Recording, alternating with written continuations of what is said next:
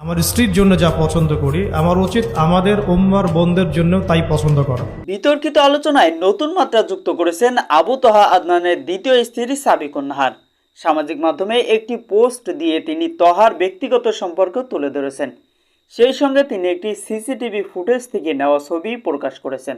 Air হোস্টেলে জারিন জাবিরের সঙ্গে তাদের সম্পর্ক প্রকাশের পর তাদের ছবি প্রকাশ করেছেন তহার দ্বিতীয় স্ত্রী সাবিকুন নাহার। সোমবার এক ফেসবুক পোস্টে অভিযোগের বিষয়ে কথা বলেন তিনি। ওই ফুটেজে আবু তহা আদনানের শিক্ষা প্রতিষ্ঠানের সিসিটিভি ফুটেজ থেকে জারিন জাবিনের একটি ভিডিও প্রকাশ করেন তিনি। ফেসবুক পোস্টে সাবিকুন নাহার বলেন, তার অতীতকে সামনে এনে আবু তহা আদনানকে নির্দোষ প্রমাণ করছে অনেকে, অথচ তার বর্তমান আচরণই প্রশ্নের জন্ম দিয়েছে। তিনি বলেন, একজনের অপবিত্রতা আড়াল করতে আরেকজনের পিছনের ভুল টেনে আনা ন্যায্য নয়।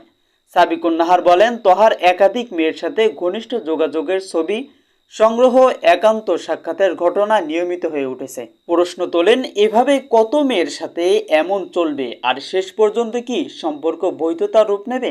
হকপন্থীদের উপর এগুলো আসবেই।